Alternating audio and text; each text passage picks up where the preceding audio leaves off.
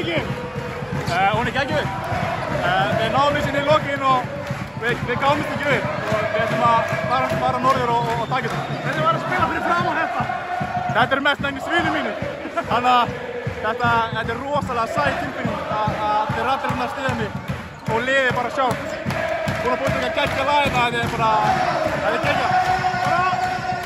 Þú byrjaði að leik frábærlega, hvernig var, voruð bara að halda ykkur inn í leiknum með það?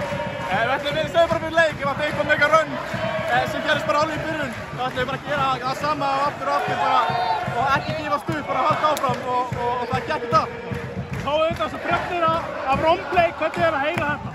Bara umulega, þetta er heyrðum minn að hann er alltaf lagi með hann. Þannig að það er mjög gott í hjarta en bara vonandi ekki að vera með næsta leik. Þið ætluðu ykkur ekki að láta þetta vera síðasta leikin á Hlín Bæriksson í að verða? Nei. Síðasta leikurinn er á miðvikudaginn eða á miðvikudaginn ekki. Og ég veit það ekki, kannski heldur hann áfram, ég veit það ekki. Takk fyrir þetta.